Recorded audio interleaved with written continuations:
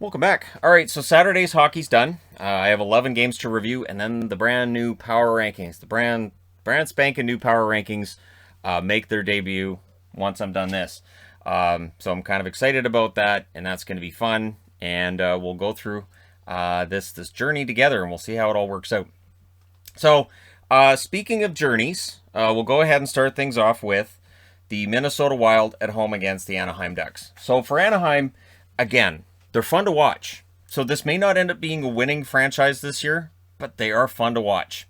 And right now they're catching teams, I think, off guard. We'll see if that keeps up. We'll see if their record ends up failing at some point during the season. But for right now, I don't think it's that bad. I honestly think that the Ducks have done pretty well with what they've had. And yeah, we'll see how things go for them. So it was Gibson versus Talbot. Pretty good matchup. First minute, Henrique is denied, but Raquel, he scores from Lindholm and Henrique at 1 minute and 18 seconds. So the first couple of minutes, the Wild were really flat. They really just didn't come out with a lot of oomph to their game. But they did press at the 4-minute mark. Dumba has a shot that was blocked. The Ducks get a rush out of it. Then we get 2 minutes of 4-on-4. And then at 7 minutes and 11 seconds, Duhaime gets his first goal. Now, he had his first goal in a game that was taken back because you can't push the goalie's pad in to get the goal, which he did. So this one counts. The funny thing is, it went off his skate. He's picking up his stick on the ice. I don't even think he was paying attention. He was just in the right place at the right time. So the assists on that one go to Sturm and Dumba. So Sturm gets his first point of the year. And yeah, Minnesota ties it up.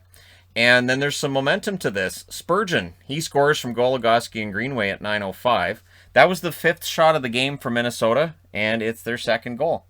That lead didn't last very long. Troy Terry gets a goal that initially it looked like was Comtois. Now, I don't know if any of these goals got changed or whatnot, but Terry's goal. From Lindholm and Getzlaf at 11:11. Comtois was a healthy scratch last game. I think he showed enough this game. He probably won't be a healthy scratch next game because, again, even though it's not his goal, he was screening on the play, right? And it was a bad change by the Minnesota Wild. They took advantage of it, and there was 12 shots in the game to this point, and 4 goals on 12 shots. So it looked like this might be a really high-scoring game. Gibson then denies Fiala. Eriksson Ek as well. He gets close to one. Hartman tries to bank one in off of Gibson. There was lots of guys trying to bank goals in off of goalies tonight. Notice that in a few games. 1:55 left. Kaprizov takes his second penalty of the game. And then 24 seconds later, it goes to 4-on-4. During that 4-on-4, Fiala is denied. So we go to the second period with the score 2-2. Early power play for the Ducks, and they score on it. So this is part of the storyline with the Ducks right now. Their power play has been good. And that's something that would not have been said last year where they had a record worst power play in NHL history. It's Raquel on the power play from Drysdale and Getzlaf at 1:49. And again, Comtois was right close to putting that one in himself. So there was 2 near tips for goals for him. Greenway then had a shot that deflects out. The Wild end up getting a power play. Greenway then with a goalie interference call that makes it 4-on-4 for 25 seconds. We then get a shorthanded chance for Goudreau during Anaheim's power play. That chance was saved and held on to. The Wild would score, and then there's an offside challenge. Now, normally with an offside challenge, I take it off the board, and it's done. There is no goal. In this case, it counts. To me, I looked and I went, they touched up, so it's onside. They touch up, it's onside. Merrill gets the goal from Foligno at 11:56, which means the Ducks have a penalty because they challenged it, and they were wrong, but that penalty's killed off. So we go to the third period. Good start for the Ducks. Fiala had a chance then that hits the post. The Wild get a power play. It becomes a 4-on-4. The shots were 4-3 for Minnesota at the half. Dumba then blocks a chance for Manson. The Wild press in the final minute. However, we go to overtime. In overtime, the Wild controlled on the faceoff. There was a power play for Minnesota at 55 seconds. So, power play chance there. Fiala then had a chance that was saved. Gibson then runs into Eriksson Ek. This was when they went like during, I think it was a TV timeout. So Gibson just kind of runs into the back of Eriksson Ek. Whoops. And it wasn't the first time they'd kind of bumped into each other in this game. So I don't think Gibson and Eriksson Ek get along very well. But then it's Hartman with a rush chance over the shoulder. Really nice overtime goal. He scores from Zuccarello and Brodin. So Minnesota improves the record to 4-0 to start the season. Good start for the Minnesota Wild. And for the Ducks, they're 2-3-1 with that overtime loss. The shots in this one, 11-7 Minnesota in the first, 15-9 Minnesota in the second, 6-5 Anaheim in the third. In the overtime, the shots were 5-2 in favor of Minnesota. Very wide open overtime. And then the final shots are 36-24 for Minnesota. The power play, 1-for-3 for Anaheim. Again, good power play for them this year. 0-for-4 for Minnesota. Hits were 17-10 for Minnesota. Gibson, 32 saves on 36 shots. Talbot, 21 saves on 24 shots. Pretty decent game. All right, moving along. So when there's this many games on, there's always going to be games that I can say, well, this one's done. And tonight, Montreal and Detroit, it's done. And so for Montreal, they come off the cliff tonight. And Detroit kind of looked like Detroit. So, and again, you know, Detroit's going to have nights like these. And I wouldn't expect a lot of nights like these. But tonight's one of those. So it was Greiss versus Van Allen. Sean Van Allen hasn't played hockey in a long time, so might be tired. Greiss versus Jake Allen. And Toffoli gets an early chance. A couple of them, actually. Romanov then had a net miss. The Habs press. The Wings get a power play. What happens during that power play? Larkin scores a power play marker from Seider at 5:25. And that was the first shot for Detroit. And the crowd got kind of quiet, and you can understand why. This is a Montreal team that comes into tonight's game 0-5, and so seeing that first goal scored by Detroit had to make them feel like this isn't happening again, is it? So Greiss was caught out. The Habs couldn't bury it on the next play. Shots were 3 apiece at 9 minutes. The Habs then get a power play. They don't score on that, but then it's Ben Sherratt. So Sherratt, who's been one of the guys who's been called out by media here and there, right? He scores from Drouin Savard at 14 minutes and 10 seconds, and that was the end of a really strong shift for Montreal, and you could see that the momentum was starting to go Montreal's way. The Habs get another power play. They score on it. Who scores? Hoffman. This is huge for them, right? Niku with the assist at 16-15. Then there's a high stick by Detroit. Habs go back to the power play. Fury's chances for that power play, very good-looking power play for Montreal. Caulfield had a drive that was blocked, but it's 2-1 Montreal going into the second period. Second period, Dvorak, he gets off the schneid. He scores from Niku at 3:17. So a lot of the guys that if you're a Montreal fan, you're looking for them to get on the board, they did tonight, right? The Wings then get a power play, a shorthanded chance for Evans during that power play. And then it's Perreault, scores unassisted, his first as a Montreal Canadian at 7:45. And halfway through this game, 30 minutes into the game, the Wings had 7 shots. They'd get a lot more after that, but yeah, they had 7 shots in the first half of the game. Perreault would score his second from Toffoli and Caulfield at 9:59. So that makes it 5-1. The Wings then got a power play. It doesn't score because now, with a huge lead, Jake Allen, no pressure, and playing a lot better. At least his numbers get better coming out of tonight. So we go to the third period. Not a lot of notes because this game's done. So I could devote more attention to the other games that are close, right? Habs get a power play. That doesn't work. But then it's an empty netter with well over 6 minutes left because they needed a lot of goals. It's Perreault from Sherratt at 13-16, completing the hat trick. So Matthew Perreault, hero for the day, now the leading goal scorer for the Montreal Canadiens. And a lot of guys that you want to see get on the board do. They go to 1-5 now with that 6-1 victory. Detroit drops to 2-2-1, and again, now they go out on the road, and you know their next game's in Seattle. They have games in California after that. Montreal can make their record a lot better pretty quick here. The shots were 8-4 Montreal in the first, 15-13 Detroit in the second, 8-3 Detroit in the third. Final shots were actually 27-24 for Detroit. Power plays, Detroit goes 1-for-3, Montreal 1-for-4. So the penalty kill continues to be an issue for Montreal, but the power play scores again, second game in a row. The hits were 15-13 for Detroit. Greiss saves 12 out of 17 before he's replaced by Nedeljkovic, who saved all 6 shots he faced, and Jake Allen saves 26 out of 27. So there you go. All right, next up. As the Cats realized my friends left. So the Cats weren't anywhere to be seen because they're terrified of strangers, so they've been hiding the whole time he's been here. So all right, Colorado and Tampa Bay. This was a big one, and for Colorado, it's a long road trip, right? This is a road trip through some really tough cities. So while I've seen some criticism of Colorado and questions of what's happening with the Avs, to me it's just a matter of they're playing really good teams, right?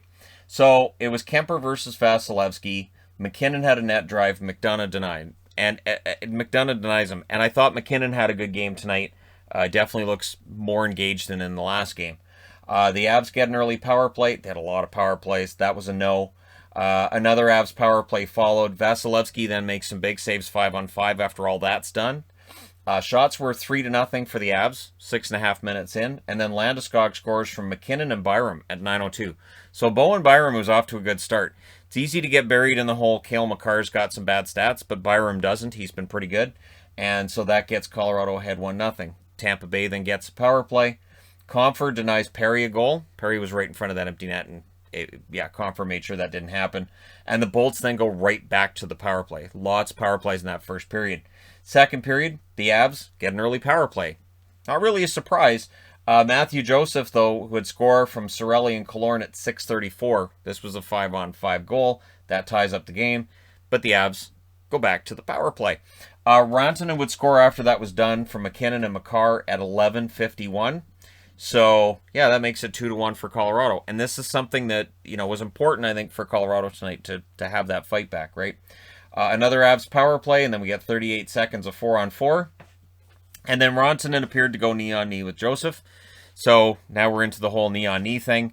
I didn't see intent. Again, when it's a knee-on-knee hit, it's tricky because for the guy delivering a knee-on-knee, there's risk there too. So it's not just a risk of blowing somebody up. You could easily hurt your own knee as well. So, yeah, and I'm sure if you're a Detroit fan and you're going, Joseph got hurt. Yeah. So there you go. It was a knee-on-knee hit, but in the end of it, we come out of that second period with a 2-1 for Colorado. Third period, Stamkos would score from Palat and McDonough at 3:44 to tie it up. The shots were 3-1 for Tampa Bay at 5 minutes and 30 seconds of that period. The Avs then get another power play and they score on it. It's McKinnon from Makar and Landeskog at 9 minutes and 50 seconds.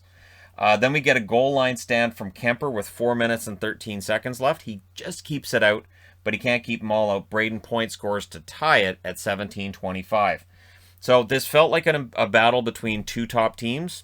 It certainly looked like it. And then we go to overtime. Tampa Bay controls off the faceoff. Rantanen then couldn't bury one when they got control. McKinnon blocks one as well. So good defensive play from McKinnon there. Bolts regained the puck. Girard was shoved headfirst into the boards. Looked painful. Hope Girard's okay after that. Cirelli couldn't bury one either, so we go to a shootout. And after some goals are exchanged, it is Cale Makar that ends up potting the winner. And so Colorado wins this in a shootout 4-3 to go to 2-3 on the season. And for Tampa Bay, they are 2-2-1. So Tampa Bay not off to a great start, but still, they managed to get a point tonight, and for Colorado, they get the extra point in the shootout. The shots were 12-6 Tampa in the first, 12-10 Tampa in the second, 7-6 Tampa in the third, and then 5-1 Colorado in the overtime. Final shots 32-27 for the Bolts. Power plays 1 for 6 for Colorado, 0 for 3 for Tampa. Hits were 43-32 for Tampa. This was a heavy hitting game. Kemper saves 29 out of 32, and Vasilevsky saves 24 out of 27. So, pretty good game between two teams that looked like they really needed the points tonight. Next up, Buffalo and New Jersey end up playing a pretty entertaining game as well. It was Tokarski versus Dawes. Hands up if you saw that matchup coming before the season started, right? Nico Dawes, and he played well. And I'm going to say right now, the New Jersey Devils announcers really like Nico Dawes after this game. Sabres get an early power play and they score on it. It's Dylan Cousins. He scores from Bryson and Okposo at 3:19. And there was nothing to indicate, of course, at the time. That would be the only thing that Nico Dawes would allow. And yet, here we are.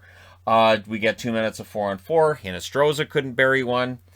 Dawes stops a Hayden chance. And as the period rolls along, it starts to become more about how well Nico Dawes is playing, right?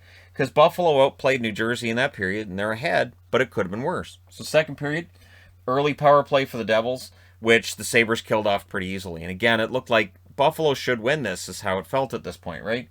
Ty Smith had a shot after the power play ends. There was a delay of game call then on Buffalo. New Jersey goes right back to the power play. Tatar had a shot that was saved. He was denied on his next opportunity, so Tatar getting some opportunities out there. Student each had a chance that was saved, and then Sharon Govich hits the post. So Sharon Govich, one of my favorites, seeking his first goal of the year, and he ends up hitting the post instead. Power play for the Sabres. There was a shorthanded chance for Jimmy Vesey during that. Doesn't go. Mercer had an end-to-end play. He ends up hitting the post. So there you go. And then Kajula had a break, and Dawes makes the save on that. So both goaltenders were kind of surprisingly the story going into the third, right? It's only 1-0. Hischier, they mentioned, was playing really long shifts throughout this game and showing his leadership and his ability to play at both ends of the rink, right? Asplund had an early chance, was denied. The Devils pressed 3 minutes into this. The Devils then get their third power play, and it works. It's Hischier scoring from Hamilton at 5:52, and it was after Hamilton's shot was fired wide, and then it comes back out, and Hischier buries it.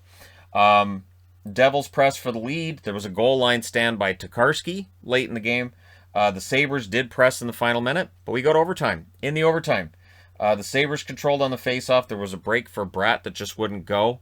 Asplund had a chance that kind of fizzled out, and then it's Pavel Zacha scoring from Severson and Sharangovich at 3 minutes and 9 seconds. New Jersey wins in overtime. They go to 3-1. Buffalo falls to 3-1-1. They've now lost their last 2 games. But again, 3-1-1 is a better record than anybody expected for Buffalo at this point in the season. The shots were 13-8 Buffalo in the first, 14-6 New Jersey in the second, 15-6 New Jersey in the third, and 2-0 New Jersey in the overtime. So New Jersey really did take over after that first period. Final shots 39-25 for New Jersey. Power plays 1 for 2 for Buffalo, 1 for 3 for New Jersey. Hits were 30-25 for the Sabres. Tokarski saves 37 out of 39. Nico Dawes saves 24 out of 25. So, yeah, that actually ended up being a pretty entertaining game. And now it's time to change boards. All right, next up. Florida continues to be pretty impressive. Philadelphia, this was a good fight for Philadelphia. They came into tonight without a loss in regulation. This is a loss in regulation, but not really anything to hang their heads about. At least I don't think so. There were a lot of power plays in this game, and the fact that they end up only allowing 1 power play goal, I think is remarkable because Florida is kind of loaded. Bobrovsky versus Hart was your matchup tonight. Early chances for the Panthers. The shots were 4-3 in their favor 3 minutes into this. Flyers get a power play. That doesn't go. The Panthers get a power play. It doesn't go either. Sealer then goes to the box, and Philadelphia fans were not happy. I don't think Philadelphia fans are going to be happy about the officiating in this game anyways. Huberdeau scores on that power play. Huberdeau scores from Ekblad and Hornquist at 17 minutes. So there's Hornquist's first point. You know, the preview today I talked about players that were off to slow starts, and a lot of them ended up getting points today, which I think is kind of fun. That was 5 seconds into the power play that Huberdeau gets that power play goal too. So very fast. But that would be it for power play goals for Florida tonight. So second period, the Flyers' fourth line with an early press. So a very nice run there by the fourth line. Power play then for the Flyers, and they score on it. So it's Claude Giroux from Couturier at 4:23. Then the Panthers get a power play. Well, what happens there is Philadelphia scores during that. So it's Atkinson on the shorthanded goal at 10:53. Nice goal by him. He's off to a very good start. Then the Flyers kill off the rest. So it feels like the momentum is in favor of Philadelphia, right? Because they're up 2-1. The Panthers don't get another power play. There's a lot of this going on. Hart making the saves, and then we get 35 seconds of 4-on-4. But before the period's out, last minute, and these goals can be killers, Florida ties it. It's Owen Tippett from Weegar and Huberdeau at 19:33. And then with 15 seconds left in the period, Panthers get their 5th power play of the game. And again, the fans were pretty vocal about how much they were unhappy with the way this was being called. So third period, the Flyers finish off that kill. Sanheim then had a shot that was saved. The Flyers get chances. And then Florida goes back to the power play. Lindell with a near miss. Panthers were in control. The Flyers then get a power play. So the Flyers have their opportunity. And what happens? A shorthanded goal by Jonathan Huberdeau from Sam Bennett at 7:53. And it was on his own rebound, too. The first shot saved, and then the rebound ends up in the back of the net. That makes it 3-2 for Florida. Florida did kill off the rest, and then they go to their 7th power play at that point. That was a no. Obey-Kubel was denied the tying goal as well. Bobrovsky with some game savers with 2 minutes left.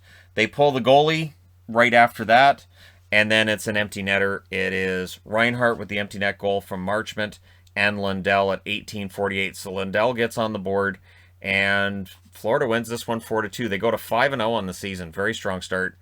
Philadelphia 2-1-1. Your shots 10-6 Florida in the first, 13-11 Florida in the second, 12-8 Philadelphia in the third. Final shots 31-29 for Florida. Power plays, Florida 1 for 7. For the Philadelphia Flyers, 1 for 4. The hits were 23-21 for Philly. Bobrovsky saves 27 out of 29, and Hart saved 27 out of 30. Both goalies played well. Florida ends up with the victory. And again, Bobrovsky, very good start to the season for him and for the team in front of him as well. Next up, so this is why I'm wearing Wilkes-Barre. This is a Pittsburgh team that was missing everybody. And even after the game on Twitter, Pittsburgh tweeted out, no Crosby, no Malkin, no Letang, no Carter, no Rust, no problem, meaning we're without all these players. And for Toronto, again, this is an important game early in the season, right? This is a game where you should win this. And I do wonder, how far does this go before things have to change? And whether that's the players, whether it's the coaching staff, whether it's something has to change, we'll see, right? Campbell versus Jarry is how this one starts. The shots were 2-1 for the Penguins at 5 minutes. Penguins get a power play. It doesn't score. However, the Leafs were stuck on one shot for a while in this game. Then there was shot number 2 by Muzzin at about the 9-minute mark. So, yeah, it was a bit of a slow start. Brody defended a Pens 2-on-1. And then it's O'Connor scoring from Pettersson at 11:53. That lead doesn't last for Pittsburgh. Spezza scores from Engvall and Simmons at 12:44. And then the Leafs press for the lead. So this was a decent first period for them. They get a power play. Strong second half for them. They end up with 16 shots in that period after being on 2 at 9 minutes, right? So there's lots of opportunities here. And in the final minute, Kasha had a near miss. So you go into that second period. It's a 1-1 draw at this stage. And you're saying, you know what? They're playing well. Toronto should be able to win this. And then it happens. Matheson from Kapanen at 1:38. Then it's Zucker from Heinen and Pettersson at 1:53. That's 2 goals in 15 seconds. And that means that Sheldon Keefe calls a timeout, right? So it's time for a timeout. The Pittsburgh fans start chanting Campbell because you know they're trying to get in the goalie's head a little bit. Muzzin ends up hitting a crossbar. The Penguins get a power play. They don't score on it. But however, at 11:01, O'Connor gets his second goal of the game from Heinen and Pettersson. And suddenly it's 4-1. The Leafs get a power play. It does not score. After it is done, Pettersson scores from Rodriguez and Gensel at 13:59. The remarkable thing with tonight's game, too, Pittsburgh gets all these goals, not one from Jake Gensel. You would have expected with this kind of score would have had one. The Pens get a power play before the period's out. That's a no. But that 4 goals by Pittsburgh, that has to be the worst period Toronto's played this year. Has to be. Third period, Boyle scores from Simone at 20 seconds. So again, third period, you're looking for something, right? You know, Hutchinson's in that now, and you're looking for just something to build on for the next game. And 20 seconds into it, Pittsburgh scored again. We get a power play for the Penguins, and this time that power play scores. It's Rodriguez from Matheson and Kapanen at 2:24. It makes it 7-1. Penguins would go back to the power play, and yeah, that's where this goes, is 7-1 Pittsburgh. Pittsburgh goes to 3-0-2. For Toronto, they drop to 2-3-1. And again, it is very early in the season, but the panic button, I don't know that anybody's pressed it, but somebody's got to have their hand hovering over that button right now. So the shots were 16-10 Toronto in the first, 11-10 Pittsburgh in the second, 12-3 Pittsburgh in the third. Final shots 33-29 for the Penguins. Toronto 0 for 3 on the power play. Pittsburgh 1 for 5. The hits were 33-20 for Pittsburgh. They outshot them and they outhit them. Campbell saved 16 out of 21 before he's out. Hutchinson saved 10 out of 12. Jarry saves 28 out of 29. Lost in all of this, Jarry continues his very good start to the season. So, yeah, Toronto, probably a little bit of panic in their index right now. Next up, Carolina and Columbus. Columbus, I think, played well. But Carolina is one of those teams that has so much skill, and they can hurt you so many ways that I really, right away, once this got going, I thought, yeah, this is probably done. Anderson versus Korpisalo. First minute Columbus chance. Pesci defends on that. Harrington had a blast that was saved, and Columbus presses at 6.5 minutes. Columbus did get off to a good start. They had good portions of this game, but then fast scores from Stahl at 7:11. Yes, it's 7 minutes and 11 seconds, so it's 7:11. Third shot. Korpisalo then denies Brady Shea. The Canes get a power play. It's a 4-minute power play as well, and they score during the first minor. It's Trocheck from Svechnikov and D'Angelo at 13:35. So there's Trocheck's first goal of the year. And it's 2-0 Carolina after one. Second period, Anderson denies Laine. The Canes would press at 3.5 minutes, but Columbus gets a power play, and to their credit, they score on it. It's Boone Jenner from Voracek and Laine at 7 minutes and 19 seconds. So that makes it 2-1. The Canes would get a power play. Korpisalo comes across and absolutely robs Marty Necas during that too. The Canes then go back to the power play. This time they score on it, and it's Jordan Stahl from Pesce and Kotkaniemi at 15:54. So that makes it 3-1 for Carolina after two. Third period, early break for Niederreiter. That wouldn't go. Voracek had a net drive, but Ian Cole says no to that, which there was some discussion about whether or not that should have been a penalty. And yeah, there are some plays tonight that I thought, wouldn't that have been interference? But yeah, anyway. Canes get a power play, and they score on it again. It's Aho from Trocheck and Teravainen at 7:05. Yeah, the power play was lethal tonight for Carolina. Just stay out of the box. Columbus then gets a power play. They don't score on it. And late in the game, it is Vinny Trocheck adding his second. He scores from Svechnikov at 16:13. So yeah, Svechnikov on the board a couple of times. We get a late Canes power play, but they end the game with a 5-1 win. They go to 4-0, and Columbus 3-2. So Carolina remains among the undefeated. This game, they outshot Columbus in the first 11-7, 13-12 in the second. Both teams had 9 shots in the third. The final shots 33-28 for Carolina. Power plays 3 for 6 for Carolina, 1 for 4 for Columbus. Power plays were definitely a big part of this.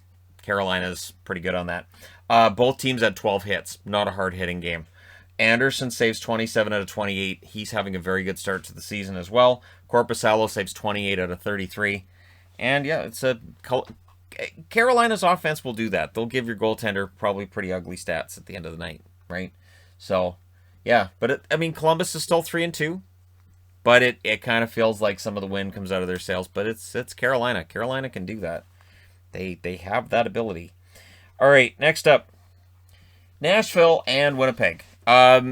Sometimes the most entertaining game can be kind of sloppy, and this game definitely had that aspect to it. It was Saros versus Hellebuck.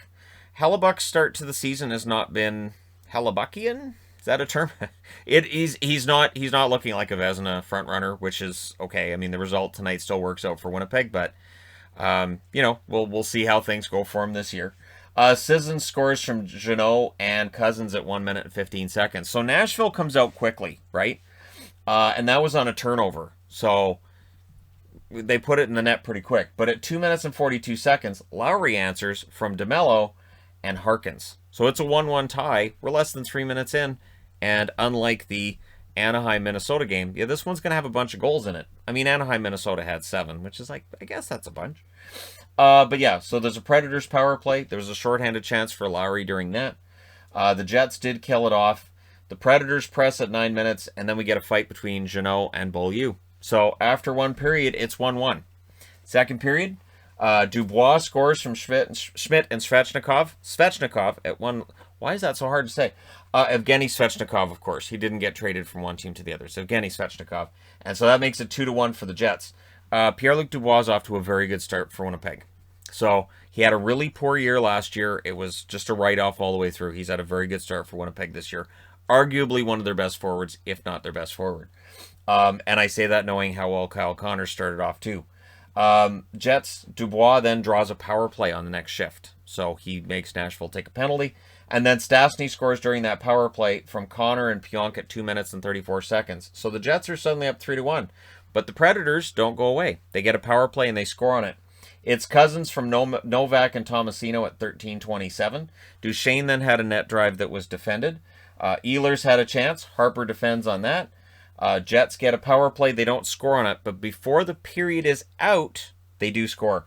It's Vesalainen from Schmidt and Dubois at 19:49. So Schmidt, to this point in the game, a couple of helpers. Nate Schmidt, I think, has been a big help for Winnipeg. I'm glad to see him having that bounce back year. I'm glad he went to Winnipeg. Third period, early pressure by the Predators, and it would pay off. Yossi scores from Fabro and Novak at 3 minutes and 10 seconds. So Novak with a couple of helpers tonight. But Winnipeg, next shift, they score. It's Stastny again. Pionk and Dillon with the assists at 3:36. So 26 seconds later, Winnipeg answers.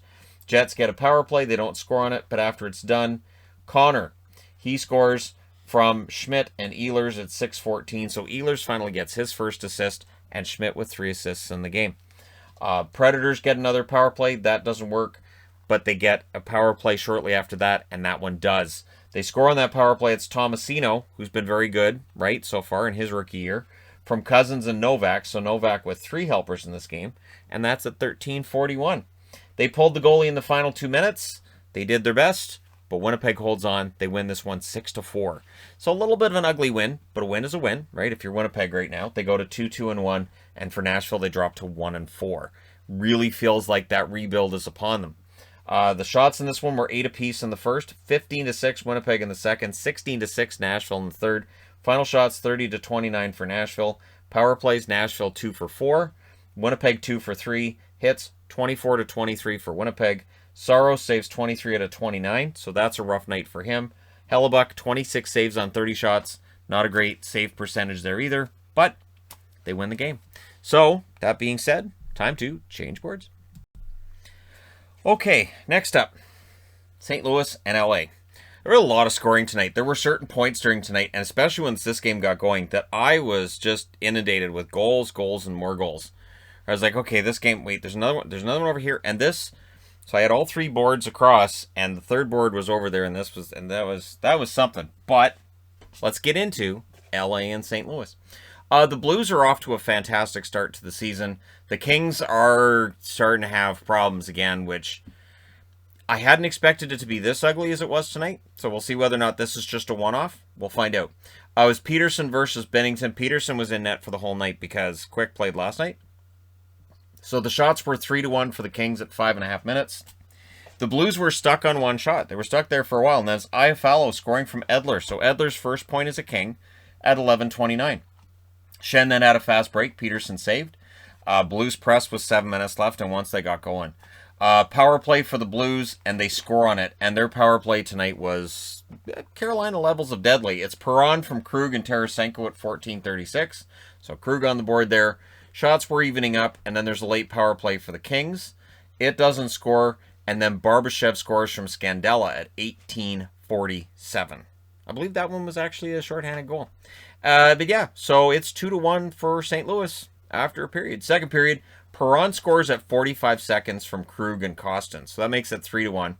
And then at 2:37, Jake Neighbors with his first NHL goal. It wasn't a bad-looking goal from Shannon Clifford at 2:37. So in a period of, 8 minutes, 4 goals by St. Louis. So, yeah, and Peterson wasn't getting the mercy pull in this one. Blues go to the power play, and they score again. It is Ryan O'Reilly from Shannon Perron at 7:06. So this is into stat padding time at this point, and we're not even halfway through the game. Blues get another power play. It doesn't score. The Kings get a power play. It doesn't score either. And there was a late power play for the Blues that rolls over into the third period. And in the third period, near the start, 38 seconds in, it's Neal. So in the first minute of the second and the first minute of the third, St. Louis scores. It's Neal's first goal of the season from Thomas and Kyrou. Then at 1:33, so less than a minute later, Dustin Brown scores to make it closer. Technically, yes, from Walker and Arvidsson, but still 6-2 isn't close, right? So then the Kings get a power play. They don't score on it, but Grundstrom scores after it's done from Edler and Lizotte at 5:53. So Edler with 2 helpers tonight. Blues get a power play, and they score on it. It's what they do. Perron scores. That's the hat trick goal, of course. 2 of them on the power play. Tarasenko and Krug with the assists. Tarasenko with a couple of helpers in this game. Krug with, I believe it's the 3 assists in this game, and that's at 11:40. That is the 6th career hat trick for David Perron, and that'll be your final score, 7-3. Blues are 4-0. Kings are 1-3-1. Shots in this one were 13-12 St. Louis in the first, 14-12 St. Louis in the second, 13-10 St. Louis in the third. Final shots 40-35 for St. Louis. Power plays 0 for 4 for LA, 4 for 7 for St. Louis. Hits were 17-7 in favor of St. Louis. Yeah, LA only with 7 hits in this game. Peterson saves 33 out of 40. Rough night for him. Binnington saves 32 out of 35. Continues a strong start. Binnington, perfect record thus far. And for St. Louis, this might qualify as a laugher, right? And you need those. Those are good to have those nights where you're not tense at all in the second half of the season. Second half of the game, it's good to have those during your season. There you go. That works. Islanders. So this is tough. So you have the Arizona Coyotes and against the Islanders. The Islanders don't play the most exciting style of hockey. And I say that as a compliment. They have their system, and I say this time and time again because it's true. They have their system and they play it. Arizona does not have... They don't have... I think I can leave it at that, can I? Arizona does... It's just not there. And I don't know how far this is going to... Like, I don't know how many games they're going to win. I'm honestly thinking it could be 10. And that might be kind of high. And the discussion of how everything's wrong with Arizona, we had that, I think it was 4 years ago. This feels different. Because this team has really been torn down. And I do wonder what this is going to do for guys like Keller and Chychrun. What does this do for them in their careers as they're, in their primes, and this is the season they're going through. So it's Sorokin versus Vejmelka, right? The shots are 3-0 Coyotes at 7.5 minutes. Again, the work ethic is there for the Coyotes. You can't flaw them on the work ethic. It's just that the NHL level talent it's not enough, right? Fisher had a chance that was saved. Good first half for them, but in the second half, Cal Clutterbuck scores at 16:32. The Islanders then get a power play. It becomes a 4-on-4, but it's 1-0 Islanders after 1. Second period, shots were 3-2 for the Islanders at 8.5 minutes. So there's not a lot of opportunities, not a lot of open ice, not a lot of great looks. Martin and O'Brien then had a fight. The shots were 8-4 for the Coyotes with 4.5 minutes left. They did press with 3.5 minutes left again. They were trying. The effort is definitely there. With 1:29 left, the Islanders get a power play. Palmieri ends up hitting the post, but then it's Nelson scoring from Bailey and Dobson at 19:49. So it's 2-0 Islanders after 2. Third period, the Islanders with a net drive at 3 minutes. Wahlstrom had a shot that was saved.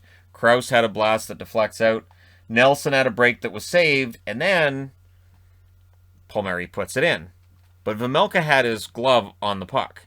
So this is where it gets weird because they did a review, and I thought it took too long. I was like, okay, Vejmelka had his hand on the puck. You have to stop it. So basically, Palmieri comes in, knocks it out from under his glove, and then into the net. You can't do that. So I understand you play to the whistle. I've said it many times, and I still say you play to the whistle. So it's not on Palmieri because there was no whistle. So they review it, and they say, no, Vejmelka meant to freeze the puck. Barry Trotz goes kind of nuts about this because, of course, they didn't blow the whistle. And he was yelling at them about the fact they didn't blow the whistle. So it was very entertaining, but in the end, the goal doesn't count. So Beauvillier took that personally. He scores at 10:51 from Nelson and Palmieri, and that makes it 3-0 anyways. And that would be your final score. The Islanders go to 2-2-1. Arizona drops to 0-4-1. It has been a rough start for the Arizona Coyotes.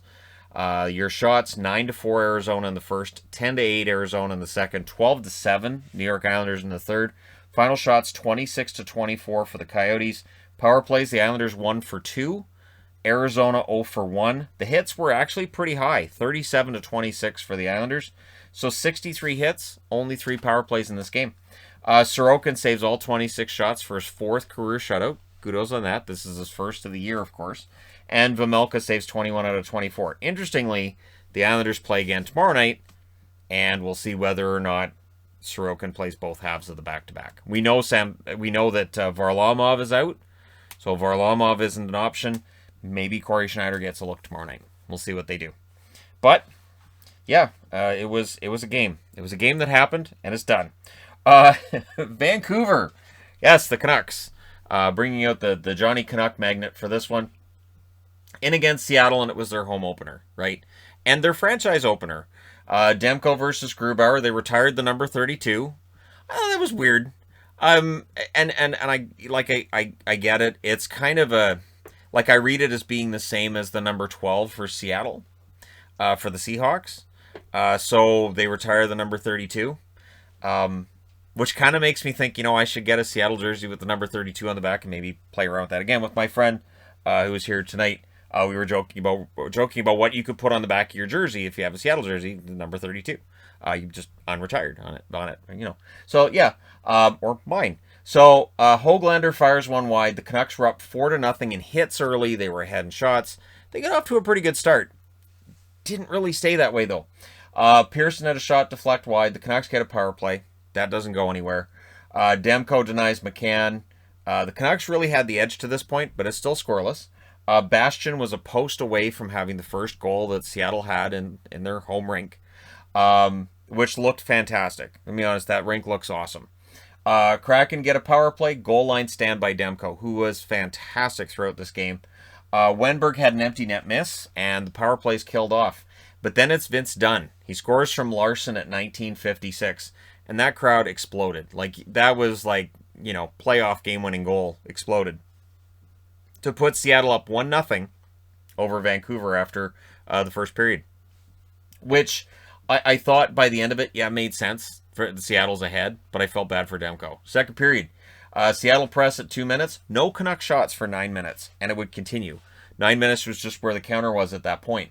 Power play for the Canucks. Then we get 35 seconds of 4-on-4. Bastian was denied by Demko.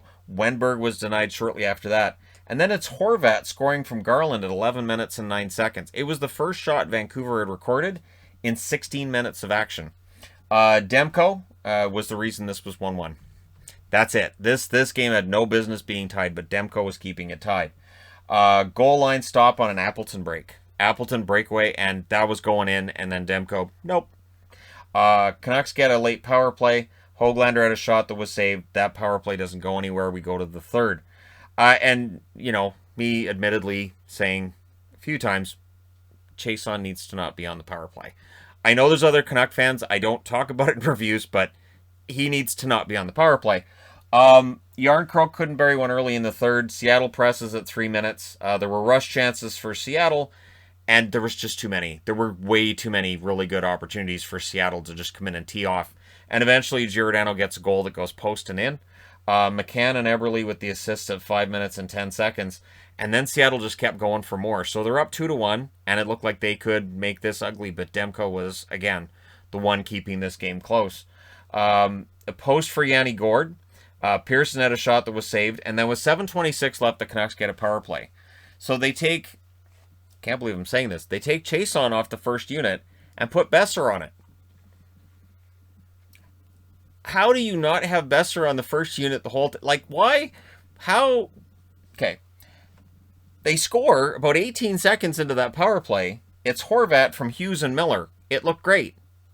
Leave them together at 12 minutes and 52 seconds. Now, Seattle does try to answer. And Seattle, honestly, a lot of pressure by Seattle, right? Gourde fires one wide. There was more buzz in that zone. And then Garland. Garland with what might have been the best goal I've seen for a Canuck this season. Seattle passes it back to the point. The puck is missed. And Garland, using his speed, he just decides, I'm going for it. And all by himself, he goes in and he scores. This was completely against the flow of play at 15:58, and it puts the Canucks in the lead. A game they had no business being in the lead of at this stage.